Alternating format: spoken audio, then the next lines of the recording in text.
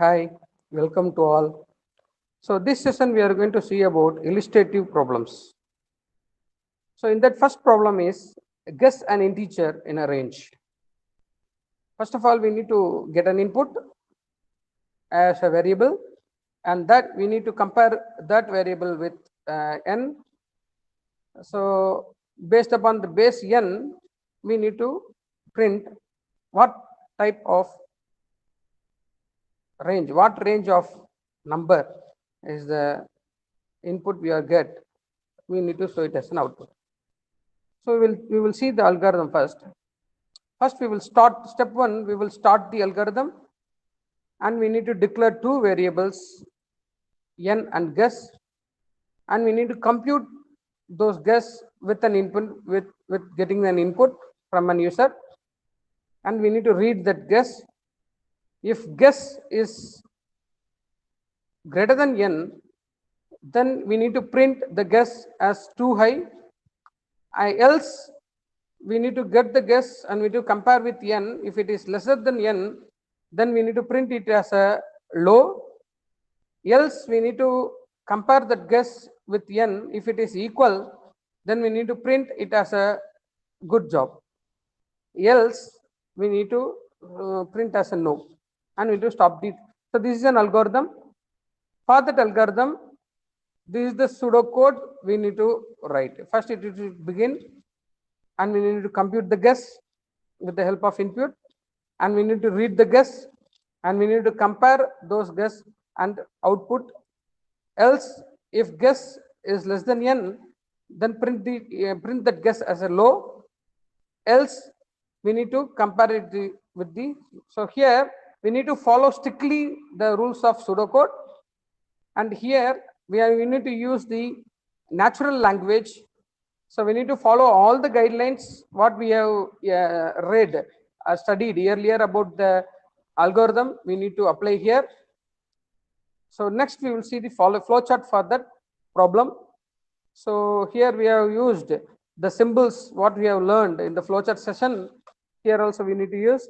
So an output, the program starts here, and we need to read the n, and we need to read the guess number. So both are input, so we need to put it in a parallelogram symbol. So we need to process the guess equal to input.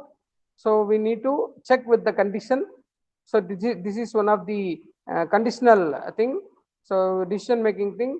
So as a result of that, we need to check three conditions parallelly. So each conditions have respective outputs. So like this. So finally we need to stop the program. Okay, so this is the solution for that first problem. So second problem here is find a minimum in a list. So here we required a list, and we need to find we need to add the element to the list. So we need to find an element, which element is a minimum in that list. We need to find it. So this is the algorithm here. First we need to start the program, and we need to read n as a variable and initialize I as a variable with a static declaration initialization as 0. If I and n we need to compare it is less than, then the steps going to be 4.1 and 4.2.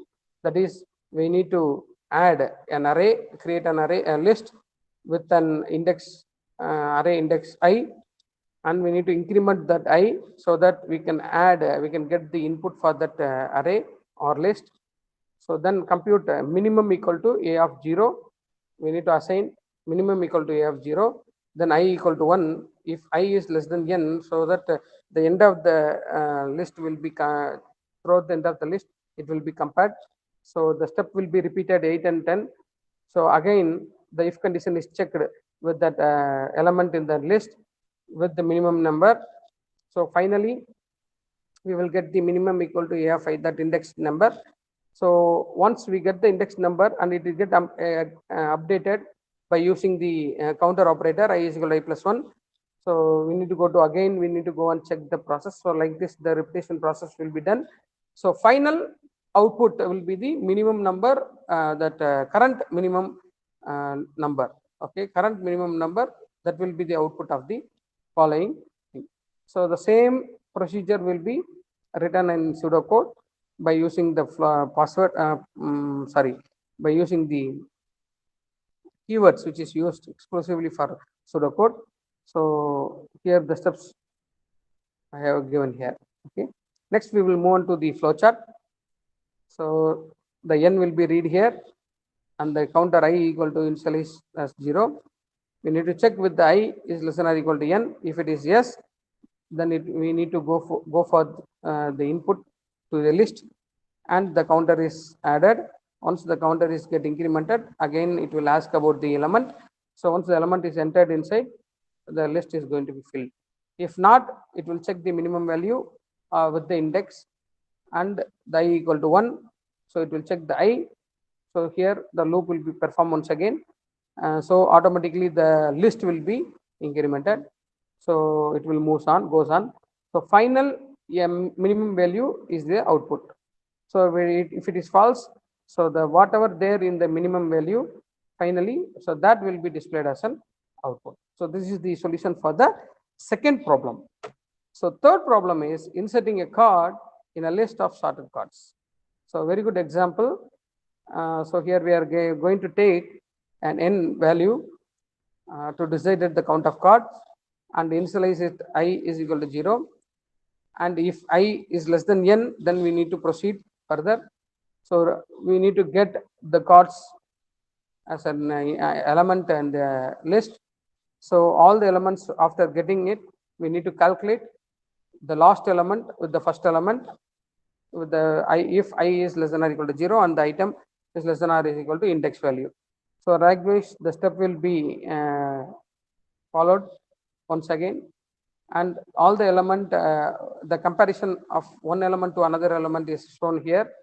So the repetition process will be done here, and after computing all the things, the card which is less than to the previous card will be inserted here by using this step 9 and 10. The process will be done with the 10.1 and 10.2. So finally, the cards, arranged cards, will be displayed in the 10.1 step. So this is the clear and easy algorithm for inserting a card in a list of sorted cards. So pseudocode here I have given.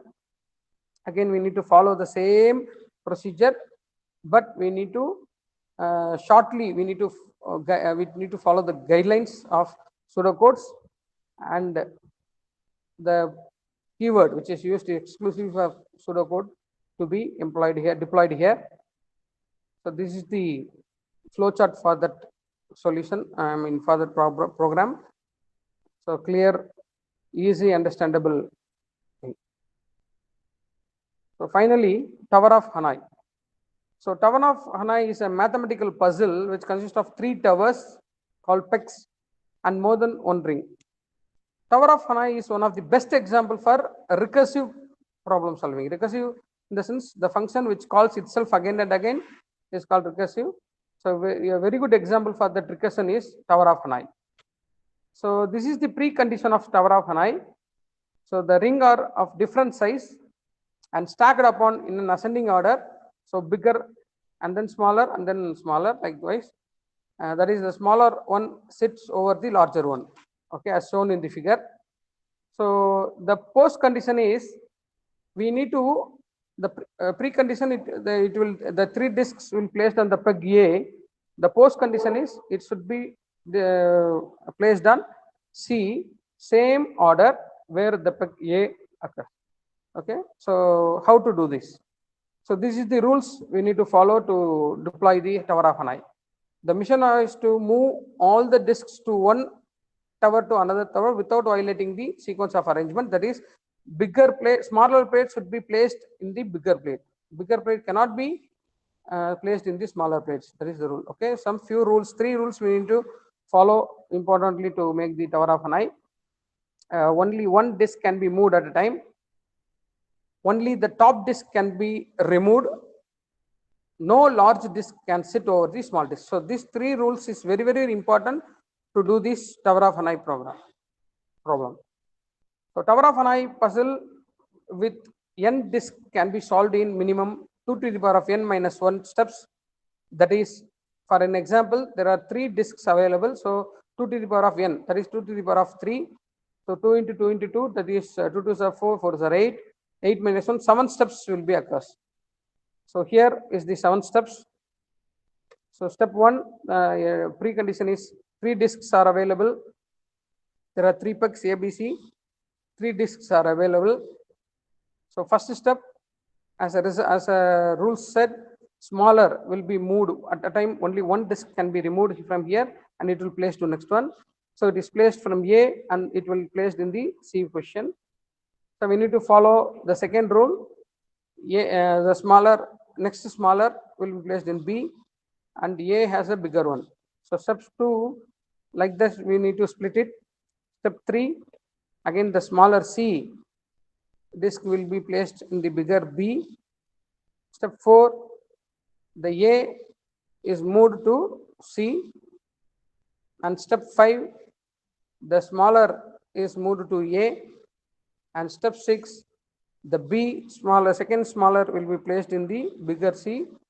So finally, the A is placed in the C. So likewise, the tower of Hanoi will be. So for this process, we need to get the, this is the algorithmic solving. So here we are going to use a recursive algorithm for giving a solution for this tower of Hanoi. So here it starts the procedure. Hanoi has 4 important variables. One is disk, another one is source, another one is destination, another one is auxiliary.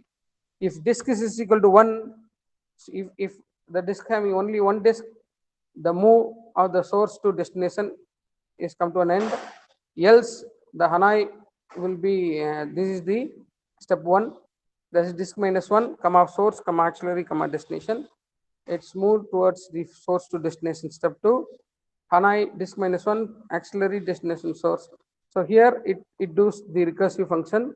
So once the function is once the place is rearranged properly, then the end if is going to be get end, and the procedure is going to be end. Finally, the tower of Hanoi is, the puzzle is solved in a proper manner. Thank you.